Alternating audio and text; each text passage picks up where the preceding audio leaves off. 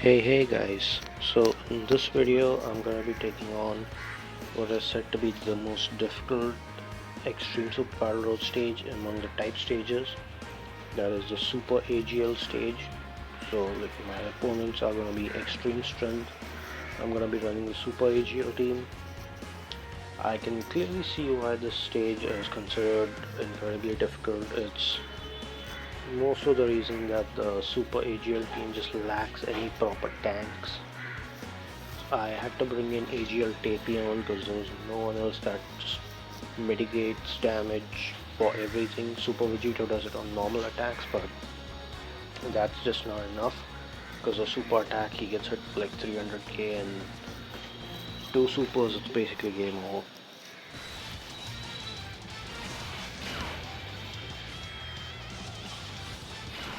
The AGL transforming Goku is a really good card because he has mitigation. It's a small mitigation, but as he keeps transforming, the mitigation increases. And the key is you basically need to consistently get super attacks with him so his defense doesn't go down. Because as he transforms, he loses 20% defense, but on each super attack, he also gains 20% attack and defense. So never miss a super attack with that guy.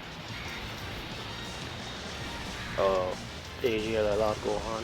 He's really good stacking and stacking defense in long events, but in Super Battle Road, he just doesn't have the time to build up. This Goku was actually surprisingly really helpful. I actually had high hopes for this Goku, and he came through. Because 30% attack and ki for everyone in rotation, and 30% defense for Super Saiyan 2 category allies, which is himself, the AGL transforming Goku, and LR Gohan. That, that guy was amazing. He was a really good support.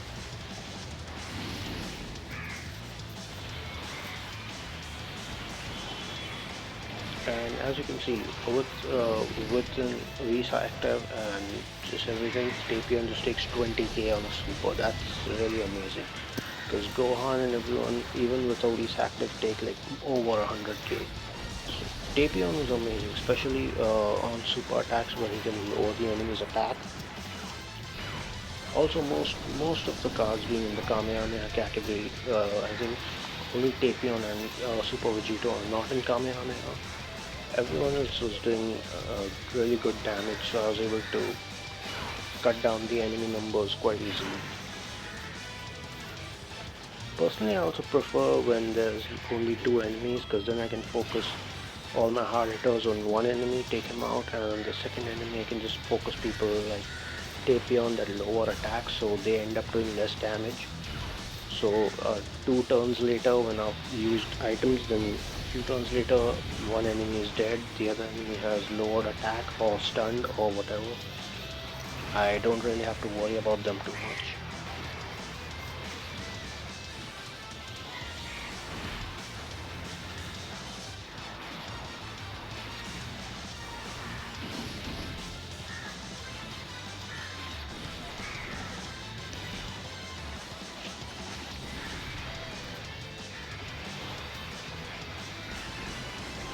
Also, I understand that most people say AGL transforming Goku is bad, but on this team he was actually doing damage, he was actually reducing damage. I would say he did quite well for all the shit that he gets. Tapion was also a bit of a problem when he transformed.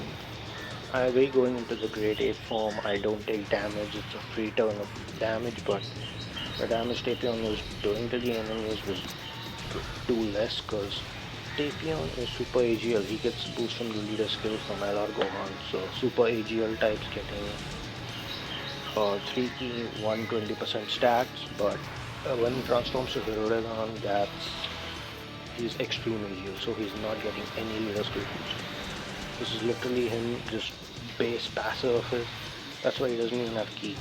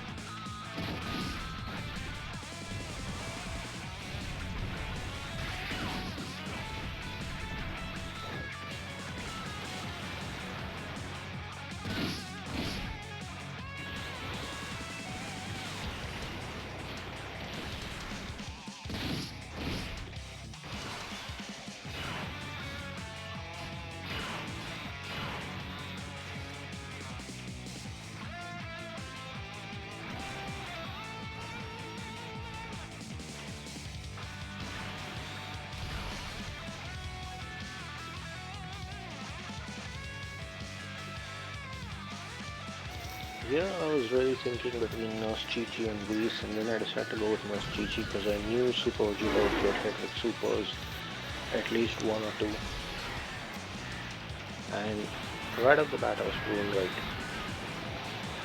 Super attack before he even gets the defense buff.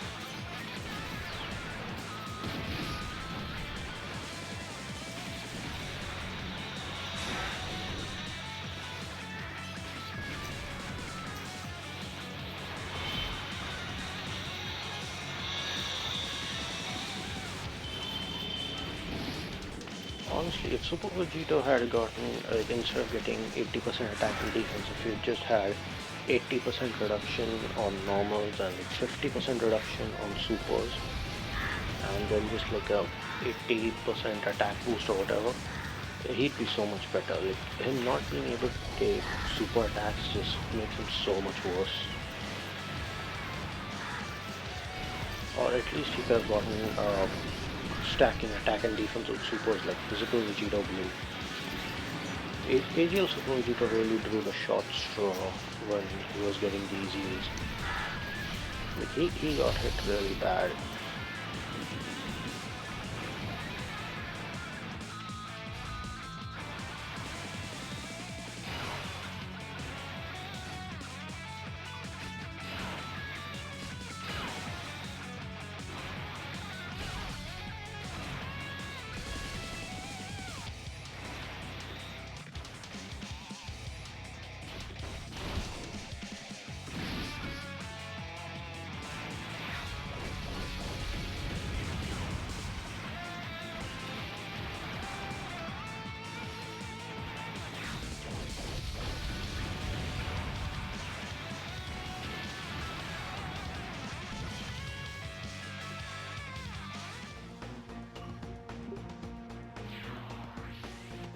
In the third fight, I noticed multiple enemies, so I was actually hoping for the Dokkan attack to cut down their numbers.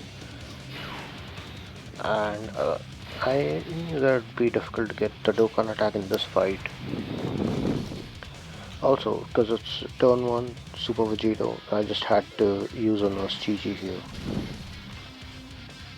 Like, a Nurse Chi-Chi when Super Vegito is tanky and you're not sure how many supers you're gonna get hit with, that's a thing. You can't avoid that, because he got hit with I think 2 or 3 super attacks if I remember correctly.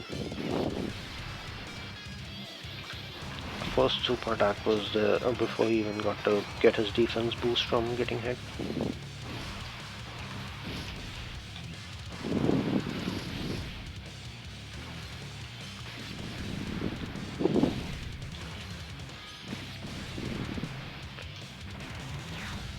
Was it going on super attack, or did I miss the second? Never mind. So here LR Gohan gets hit with a super attack, and okay, Gohan was the one that got hit with multiple supers.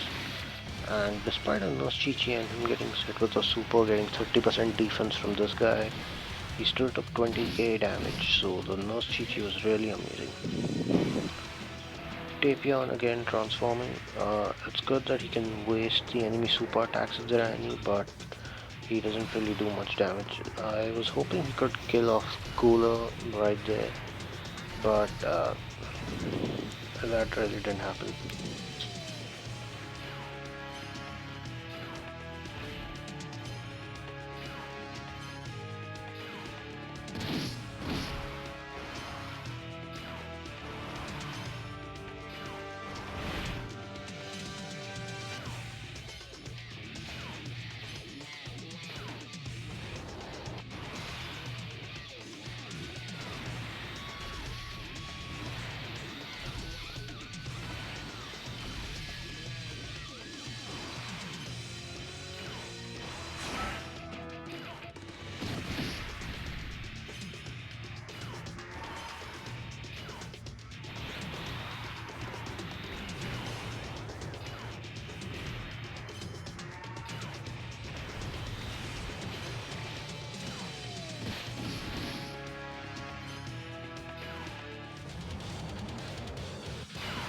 Now it seemed Hirudegan get hit with 3 supers and he dodged all 3, so I knew the 4th one, Dury, that hasn't done a super attack yet, was definitely gonna super.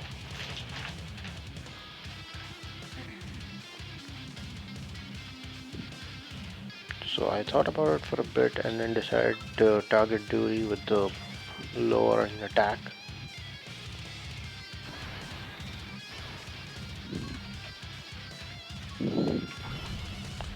I thought of lowering attack and Android 8 being a good combo, especially because all the attacks further up ahead were just gonna be by Cooler, and Cooler only starts hitting after Gohan gets a super. So Gohan. It's easy for Gohan to take out Cooler from that range, and as expected, Duri super. So that was a really good idea.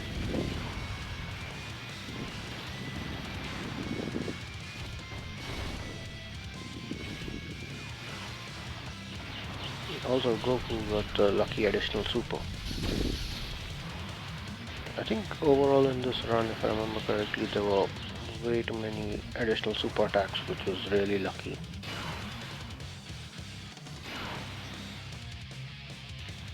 And here, since my HP is below 40%, Android 8 is still active, and I can see through Super Vegeto's Scouter effect that there's no super attacks. I decided to not activate any item. Risky move, but I decided to go with it anyways.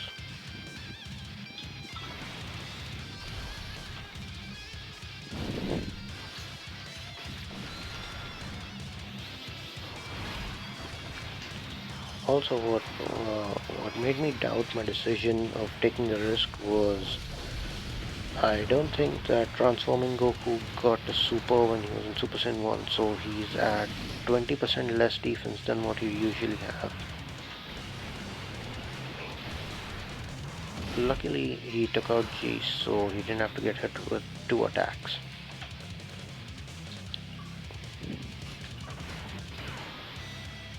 Then once we reached this point, I just decided not to use any items here. I don't no wait, I went with an Android 8. Yeah, that's right, Android 8. Didn't risk it because I also didn't want to waste a Dokkan attack on just these 2 guys remaining.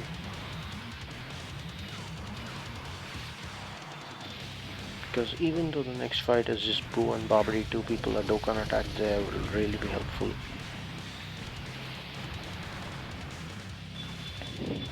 Gohan getting the lucky additional and killing that guy off was great. And the reason it turned out to be even better than what I expected was Dewey gets hit a little more. So with just less than half his HP left, it was easy for Super Saiyan 4 Goku to take him out with the active skill, which means I did not have to waste the Dokkan attack on just one guy who's almost dead.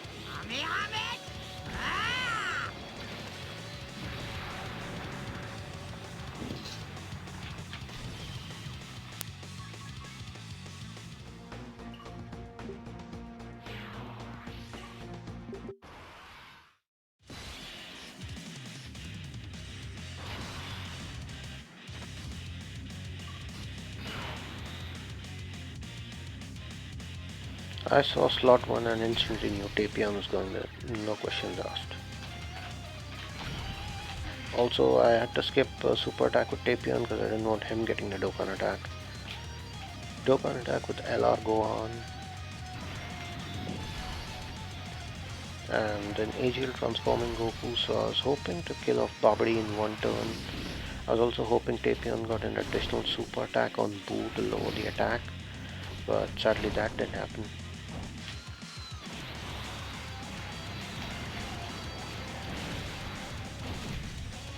The friend Gohan was Rainbow Gohan, so I was actually hoping for a critical because I didn't get the Ultra Super with him.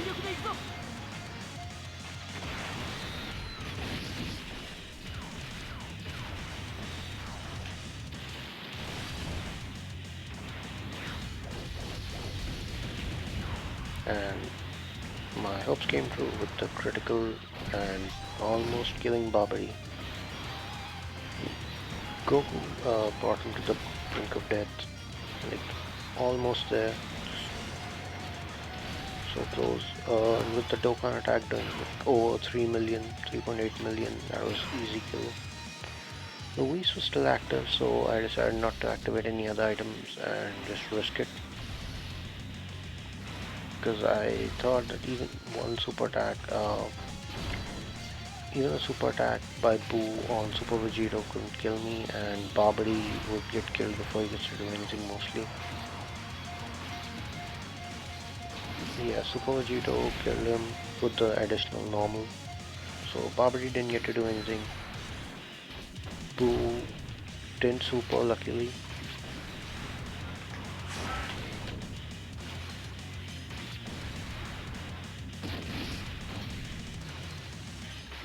Super Vegito getting in so many counters.